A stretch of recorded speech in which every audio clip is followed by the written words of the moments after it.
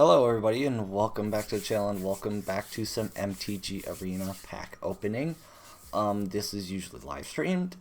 I tried to live stream this 6 times. I rebooted my computer, I rebooted my router, I did just about everything I could possibly think of, and every single time I streamed, my kilobytes per second output tanked. My signal out for the output stayed in the red. YouTube Studio was hammering at me, hey, warning, warning, you're not outputting enough to maintain a stream. I wasn't running the stream any differently than I had in the other streams, like Friday Night Fortnite. That streamed, same settings. Not now. I tried to adjust a few things. Apparently some things should be better for when I can stream again. But what you guys are going to get is a unedited, fairly fast-paced video that I will probably premiere. It's going to be a little bit later than any of my normal pre-recorded videos because, you know, I tried to stream from 6:45 to clear after half after 7. So over 45 minutes of streaming and trying and something else and trying to stream and yeah. Sorry about that. Then on top of everything, it's allergy season. So now I got phlegm and all that nasty gucky gunk. So I'm going to try to make this as quick as possible. We've got mail. That's weekly announcements. That's just a thing for the new Murders at Catlock Manor set. We are here for two things. We are here for the Eldraine and the Wilds of Eldraine. So we're going to open up the Eldraine. Boom, boom, boom. Okay. We got a Warehouse Tabby, which is a 1-drop cat. Whenever an enchantment you control is put into the graveyard from the battlefield, create a 1/1 black rat creature token with this creature can't block. You can pay 1 of any and 1 black for Warehouse Tabby gains Death Touch until end of turn. That's pretty somewhat useful. And it's a 1/1, and so is the rat. Sky Beast Tracker is a 4-drop creature, a giant archer with reach. Whenever you cast a spell with mana value of 5 or greater, create a food token. And it's a 2/4. And the food token is pay 2, tap, sacrifices artifact, you gain 3 life. Which I think I've mentioned this before, because I think we've encountered a food token in a prior stream that it is indeed a neat healing mechanic, and it makes a lot of sense. Moving on, we've got Dunbarrow Revivalist, which is a 2-drop creature human warlock with Bargain. Bargain is you may sacrifice an artifact, enchantment, or token as you cast the spell. When Dunbarrow Revivalist enters the battlefield, you get a 1-time boon with when 1 or more creatures enter the battlefield under your control, create a Wicked Roll token attached to one of them. Then, if Dunbarrow Revivalist is bargained, return a creature card from your graveyard into your hand. That's an interesting mechanic. And a Wicked token is a token enchantment or roll. Enchant creature. Enchanted creature gets +1/+1. When this R is put into the graveyard from the battlefield, each opponent loses 1 life. That's also a pretty neat mechanic. So far, the black cards have not disappointed like they usually do for me. Oh, and that's a cool frame for this one. Compulsion. It's a 2-drop enchantment. Pay 1 of any and 1 blue, discard a card, draw a card. Or pay 1 of any and 1 blue, sacrifice compulsion, draw a card. You're still getting rid of a card to get a new card. It's basically just choosing whether it's a different card or this card. Okay. Not one that I would use, but it's neat and it's got a really nice frame for it. Ginger Brute is a 1-drop artifact creature, food golem. You know, I never really thought of a gingerbread man, or in this case a ginger brute, as a food golem. But, you know, that's honestly fairly accurate. It has haste. You can pay 1. Ginger Brute can't be blocked this turn except by creatures with haste. Or pay 2 and tap, sacrifice Ginger Brute, you gain 3 life. So it's also a food token. Let's see, that was with it. Yeah, so the food, let's see, pay 2 and tap, pay 2 and tap. Yeah, so the food golem is literally also a food token. And it's a 1/1. That, alright. Oh, and I forgot to mention that she's a 3/1. I think I mentioned this was a 2/4. Yeah, this is a 1/1. Okay, that's actually cool that it has a dual purpose like that. Common wild card. Draconic Debut is a variable drop. Sorcery. Draconic Debut deals X amount of damage to any target. The next dragon creature's spell you cast costs X less to cast. That's actually really neat. That one's going to go in the pictures to possibly get in real life. Alright, last one. A mythic wild card. Okay.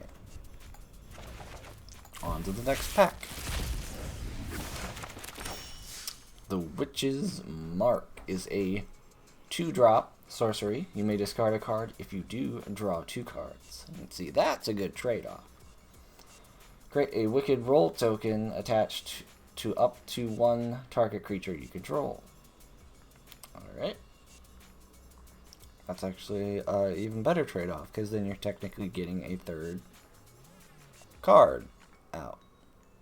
It's a token, which is its own separate thing, but yeah. Basically, discarding 1 card, drawing 2, and then a 3rd one is a token. That's actually a really good trade-off. And of course, we already discussed the Wicked token. Spider Food. Not the biggest fan of what that implies. It's a 3-drop sorcery. Destroy up to 1 target artifact, enchantment, or creature with flying. Create a food token. Okay, so the card itself does something useful. I just don't like what it implies. Not the biggest fan of spitters. Anyways, that was it. Okay. So we're moving on to Accident Prone Apprentice. It's a 2-drop creature otter wizard. Okay. When you cast a non-creature spell, Accident Prone Apprentice perpetually gets +1/+1. This ability also triggers if Accident Prone Apprentice is in exile. Okay, and it's a 1/1. It comes built in with Amphibian Accident, which is a 2-drop. Is that still considered a drop? It's like a card within a card. So I'm just going to treat it like its own separate card just for the sake of simplicity. It's a 2-drop instant adventure. Until end of turn, target creature loses all abilities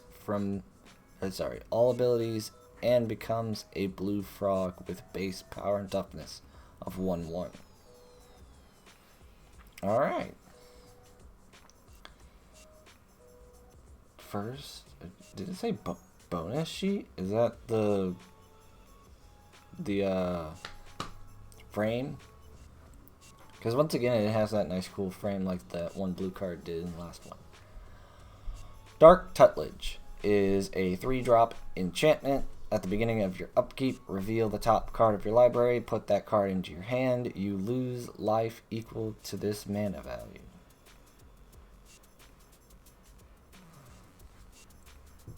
Okay. Hold on. I know I'm trying to go through these quick, but I need a moment to process this. An enchantment. At the beginning of your upkeep, so person who played this card, reveal the top card of your library, the person that played this card, and put that card into your hand. The person that played this card. You, who decided to put this enchantment into play, loses life equal to its mana value.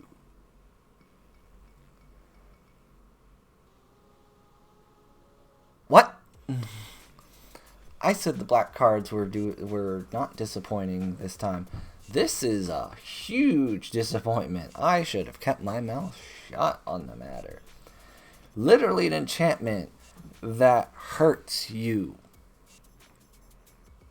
Literally, like, you reveal the top card of your library and you put it in your hand. Guess what? You draw a card at the beginning of your upkeep every turn. So now, like, you either A, are pulling a second one out and revealing it, so I'm pretty sure your opponent sees it, and then its mana value is tanked your life, it like tanks your life that much. No, I cannot think of a single use for this card. This card it looks cool, but it's very stupid. Very stupid. Alright, moving on. Kellen's Light Blades is a 2-drop instant. Bargain. Kellen's Light Blades deal 3 damage to target attacking or blocking creature. If this spell was bargained, destroy that creature instead. And of course, we already talked about what bargain was. Water Wings is a 2-drop instant. Until end of turn, target creature you control has base power and toughness of 4/4 and gains flying and hexproof. See, that's a neat one. That one would definitely be useful. I think that one might be worth a photo.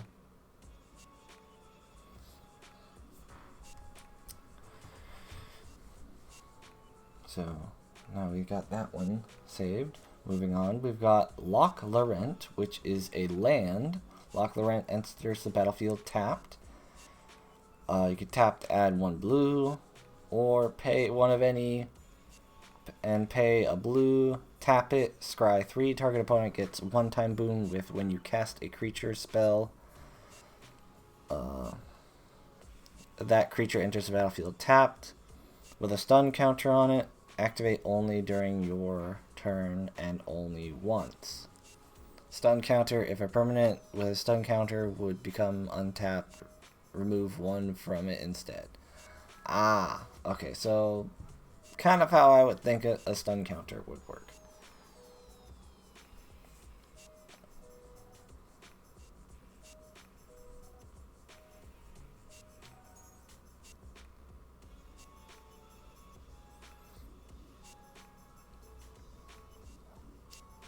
One second, people.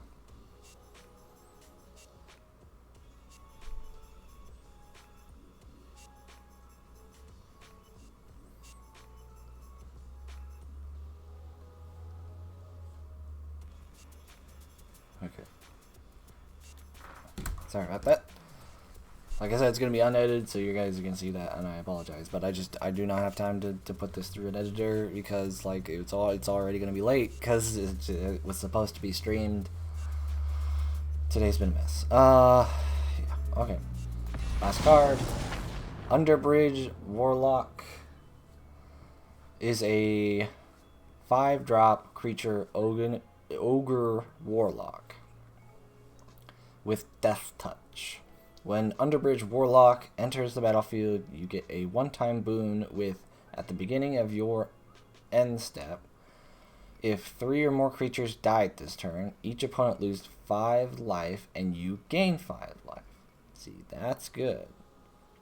At the beginning of your end step, if you have a boon, you mill 3 cards, draw a card, and lose 2 life.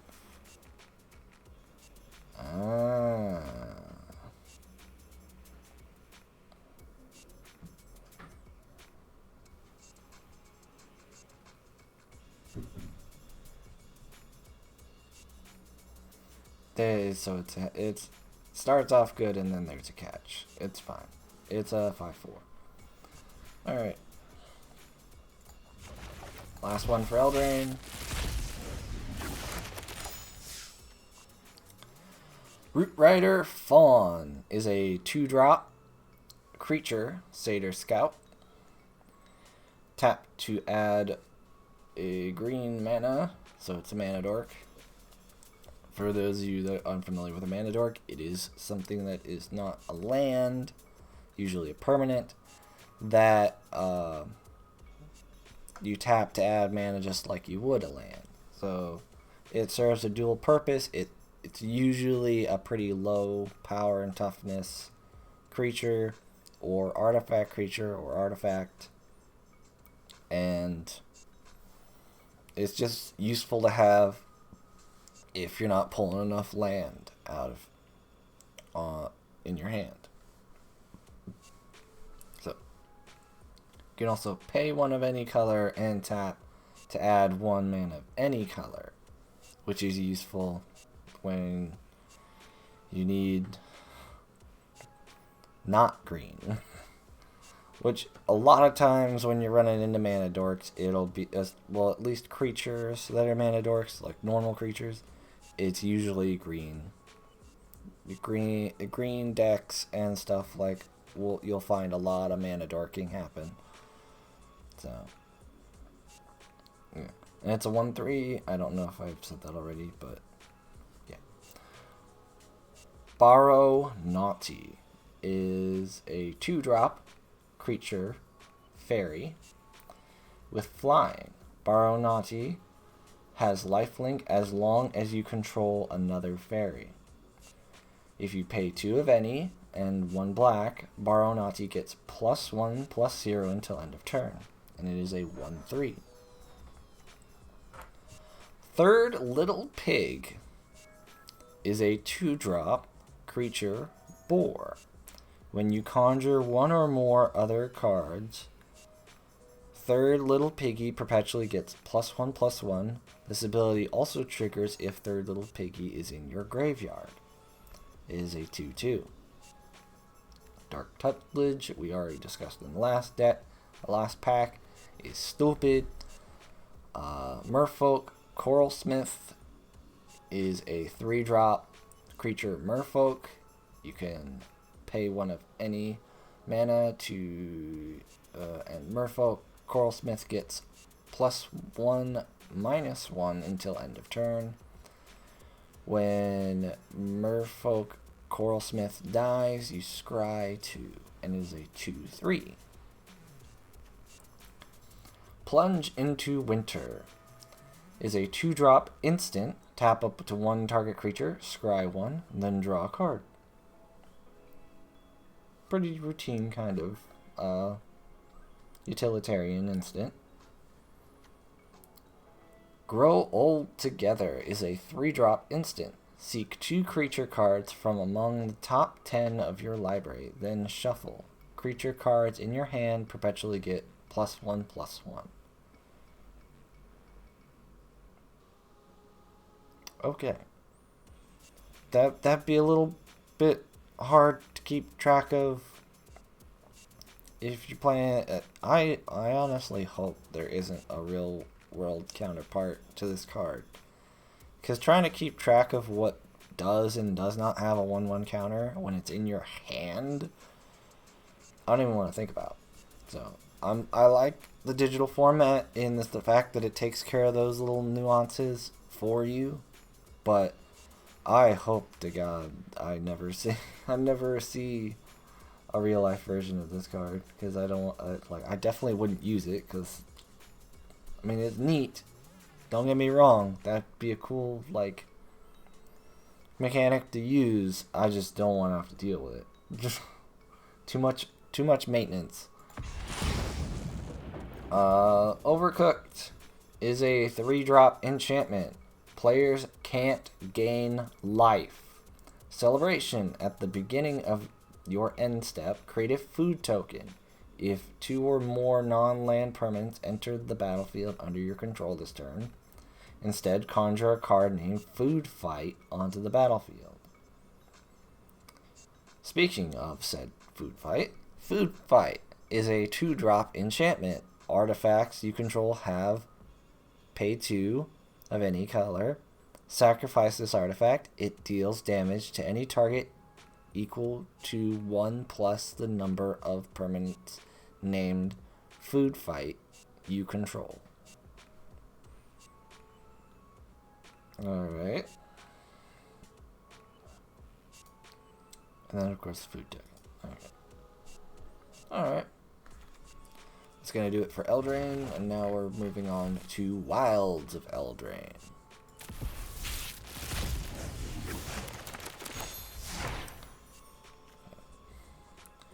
Savior of the Sleeping is a 3-drop creature human knight with vigilance.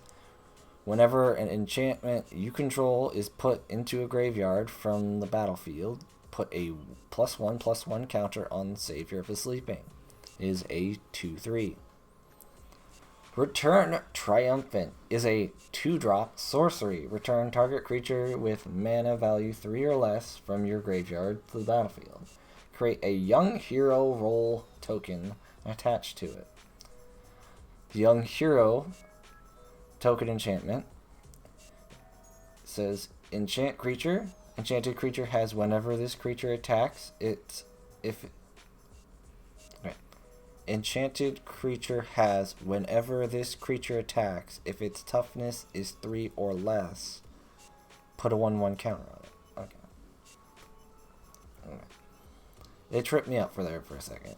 By the way, if I'm not doing a whole lot of commentary on specific cards, it's because there's not really much noteworthy, especially of these two. It's like, okay, these are pretty standard, especially for the white mana playstyle. So, moving on. Sherae of Numbing Depths is a 4-drop legendary creature, Merfolk Wizard.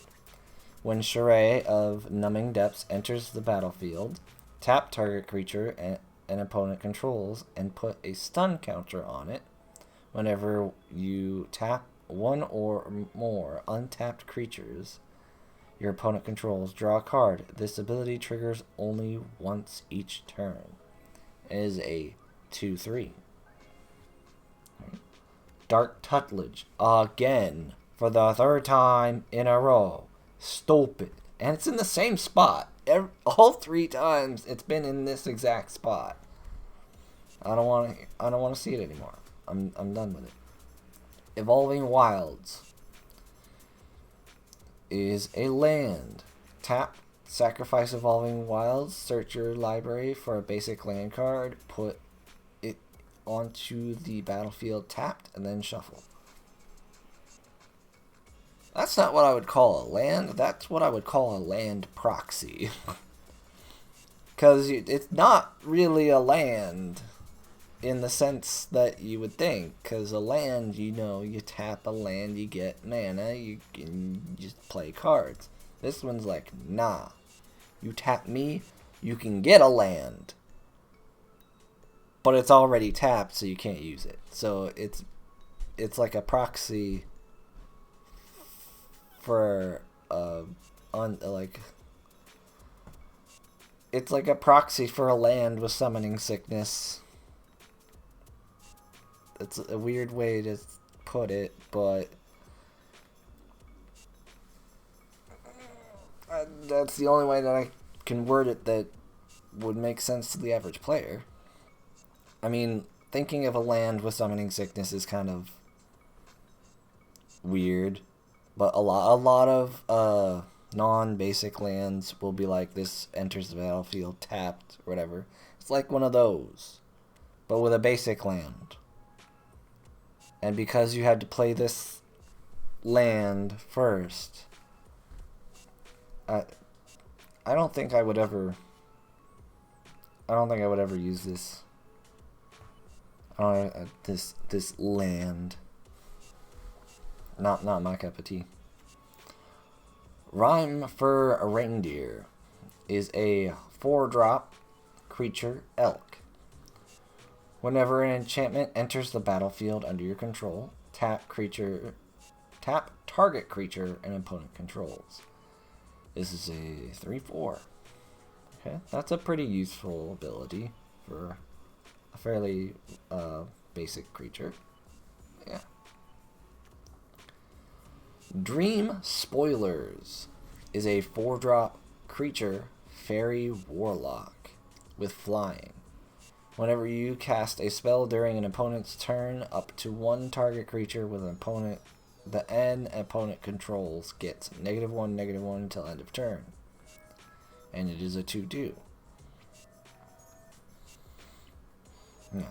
Just as a reminder for everyone who's not aware, if you put a -1/-1 counter on something that only has 1 toughness,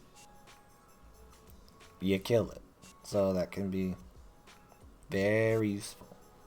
Alright, before I flip over the last card, I need to take another drink, or I will have a coughing fit because of phlegm, because allergy season.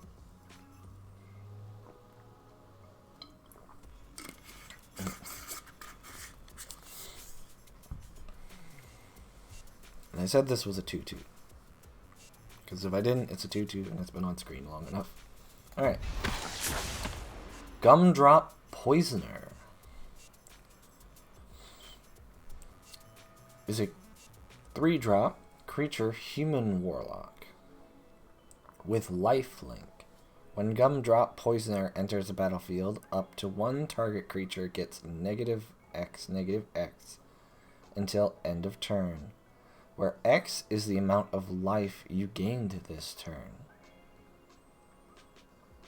Okay. And it is a 3/2. Comes with Tempt with Treats, which is a 1-drop instant adventure. Create a food token. And of course we're familiar with the food token, but this one depicts a very specific, very themed food token, which, you know, food tokens are good for you. That one does not look like it would be good for me, but it's a universal token for gaining 3 life. So, yeah. I'm just saying. Not the food I want to eat, but it's definitely a card that I would play if I had it. So,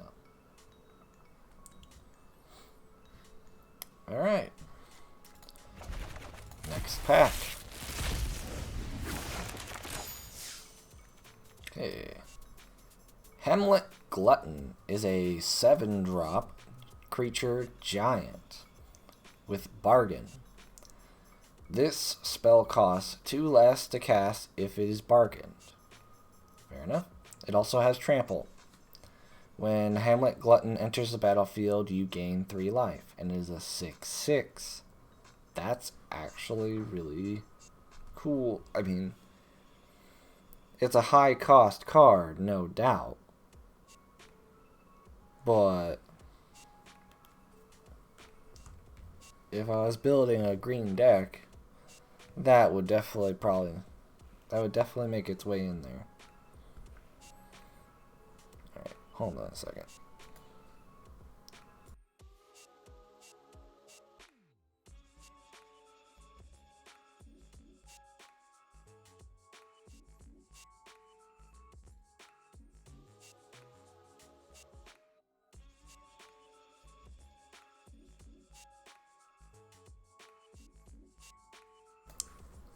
Okay.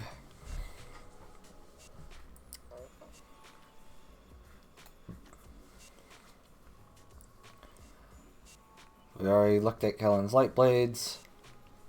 By the way, I had said coughing fit. I just drank the last of my drink, so I've got to tough it through the rest of the video without any kind of relief.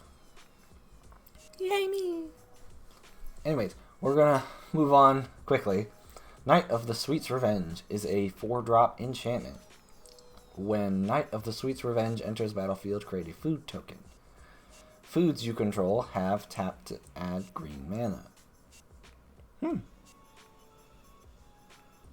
That's actually kind of broken. That's actually kind of broken when you think about it. Because then you could have a pile of food, and instead of, like, using them for health, you can just make them into mana dorks. Which is pretty cool.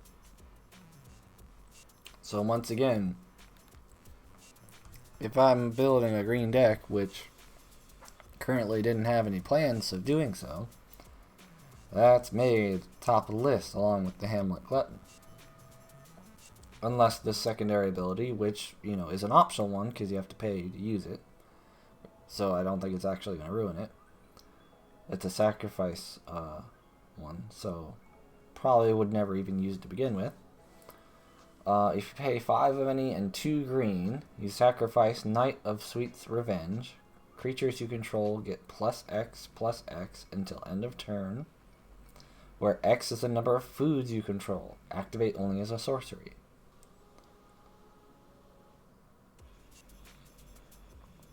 You see,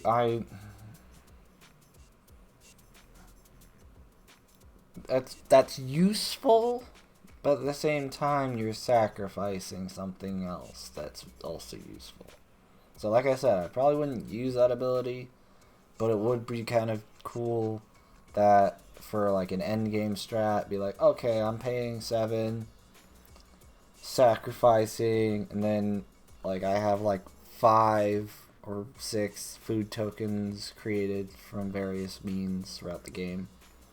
So everything gets +5 to 6 for a big swing of how many from each creature that I have. That's not even counting the actual power and toughness of the creatures I'd be swinging with for for an end game swing kind of deal. So that'd be cool, but I don't know if I'd do that. I don't know if I'd give up the mana dorking from the food tokens to do that. So it's a cool concept though. I like it. And we got an uncommon wild card. We got Slumbering Keep Guard, which is a 1-drop creature human knight. Whenever an enchantment enters the battlefield under your control, scry 1. You can pay 2 of any color and 1 white. Slumbering Keep Guard gets +1/+1 until end of turn for each enchantment you control. Alright, and it's a 1/1. Diminisher Witch is a 3-drop creature human warlock with Bargain. When Diminisher Witch enters the battlefield, if it was bargained, create a curse roll token attached to target creature an opponent controls.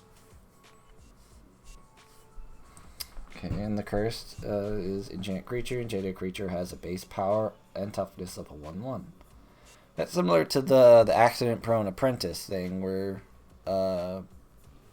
they turn into a 1/1 blue frog. Except for this doesn't specify that they're a 1/1 blue frog. It just specifies that their base is 1/1.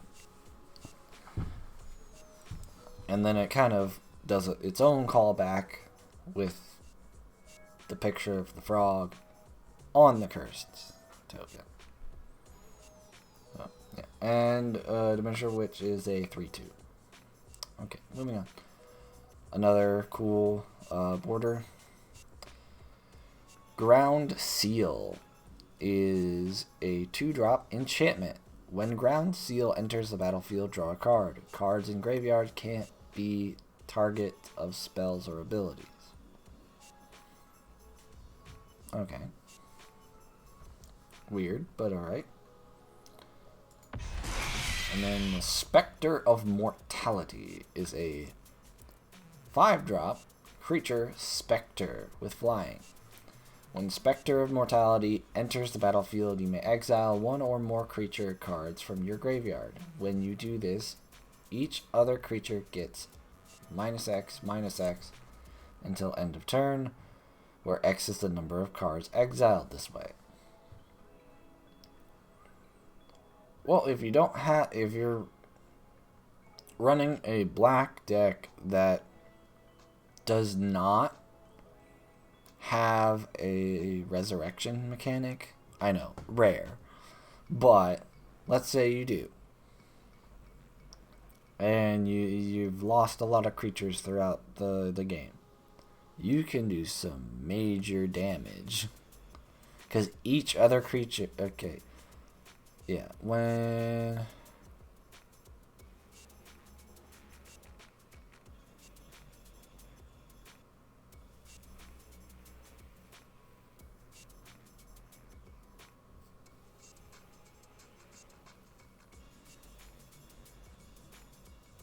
hold on. By the way, this is also a 3/3.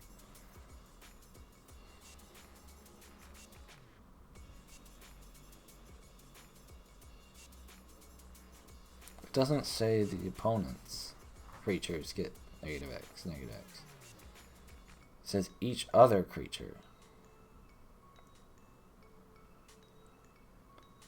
Does that mean everybody's? Because that could be not great. So I'm just gonna say that I'm not sure, and that I probably would never use it anyway. So we'll leave it at that.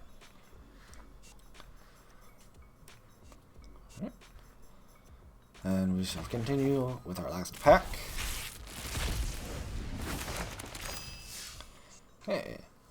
Brave the Wilds is a 1-drop sorcery with bargain. If the spell was bargained, target land you control becomes a 3/3 elemental creature with haste that's still a land. Search your library for a basic land card, reveal it, put it into your hand, and then shuffle. Okay, fairly useful.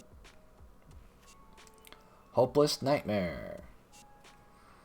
So encouraging. Is a 1-drop enchantment. When Hopeless Nightmare enters the battlefield, each opponent discards a card and loses 2 life. Fitting. Alright. When Hopeless Nightmare is put into a graveyard from the battlefield, scry 2. You can pay 2 of any mana and 1 black. Sacrifice Hopeless Nightmare. Okay. It's basically like you can pay to get that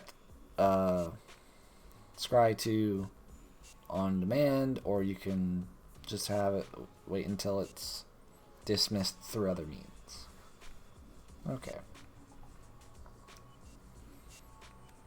I mean, it's not really an enchantment that you want to keep around, so I actually think it's an okay sacrifice mechanic. I know, crazy of me to say that it's an okay sacrifice mechanic. But if you think about it, the ability is when Hopeless Nightmare enters the battlefield, each opponent discards a card and loses 2 life. Enchantments are permanents, so they stay out on the battlefield until they're destroyed, discarded, sacrificed, etc.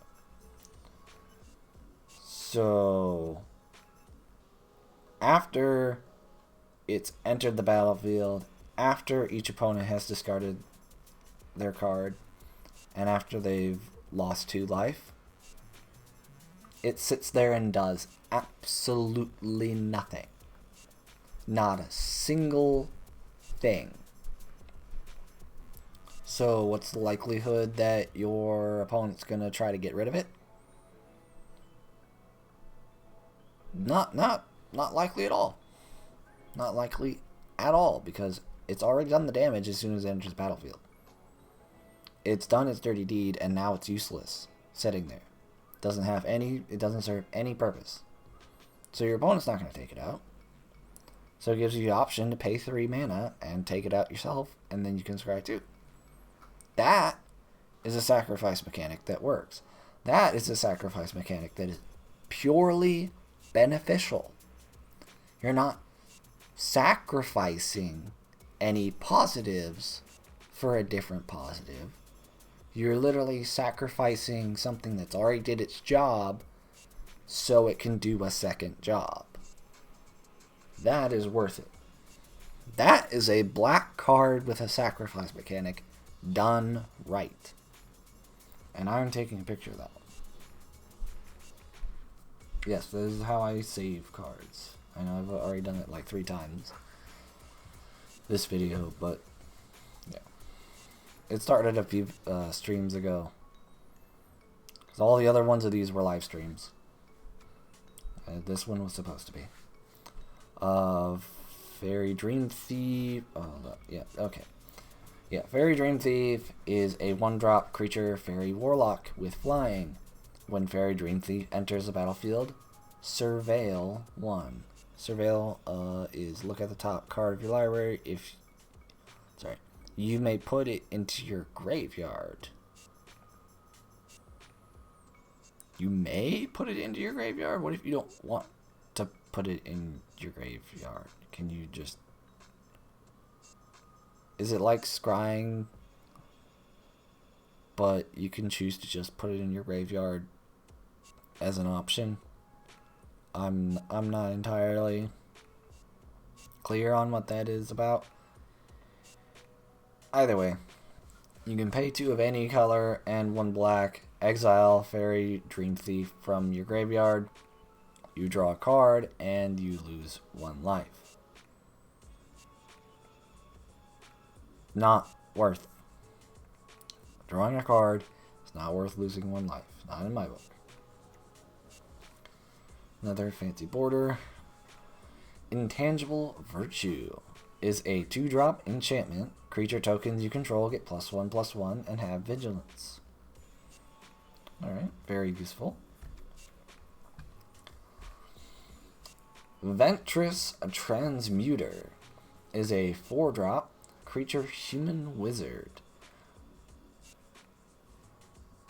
which just has flavor text. My orders were to capture you alive. They didn't specify in what form. Okay. And it's a 3/4. Built in with Croaking Curse. A 2-drop sorcery adventure. Tap target creature. Create a cursed roll token attached to it. Alright. And we know what the cursed one does. Got a common wild card. Cursed Courtier. I'm sensing a theme here. Is a 3-drop creature, human noble. Are you sure it's a human noble? Or is it the victim of Ventress Transmuter? Because it says that their orders were to capture you alive. I'm guessing this is the you. But they didn't specify what form. I'm guessing this is your new form. I'm trying to put a narrative together that may not be there, but them being back to back like that kind of causes a link there. But it's a human noble with lifelink. When Cursed Courtier enters the battlefield, create a cursed roll token attached to it. Ah. That's not great. It's a 3/3, but you gotta find a way to get rid of the token enchantment for it to be a 3/3, because it's essentially a 1/1 if you don't find that. And I understand that. I just realized my face cam was in front of the Cursed Courtier. So, as you can see on screen now that he looks like a frog, but he's a human noble. Yeah. Anyways, last card. Archon of the Wild Rose is a 4-drop creature Archon with flying. Other creatures you control are enchanted by auras you control, have base power and toughness 4/4, and have flying.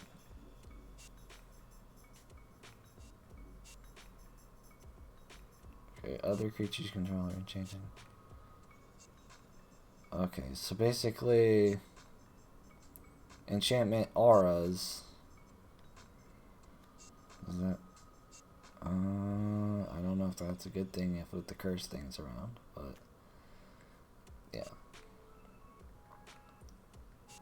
But I don't know if the power and toughness of 4 and 4 overwrites the 1/1 in that case, but yeah. Or if even the aura roll counts as an aura. I mean, it's both an enchantment and an aura. I don't know. I just wouldn't recommend playing this if you have one. If you have one of these on the field, because I don't know how that would pan out, and I'm not willing to make that gamble. It itself is a 4/4. So, I believe that's everything. Yep. So next time we'll be hopping into Ixalan and the Lost Caverns of Ixalan. Or Ixalan. I'm not sure how you pronounce it. I will probably try to look it up at some point before then. Yeah. And hopefully I'll be able to live stream the next one. I'm getting really upset with YouTube or OBS or both when it comes to that. But yeah. Anyways, there will be videos and stuff on the screen. There are important links in the description below. And with all that said, I will see you guys in... Hold on. Sorry. I will see you guys in the next one.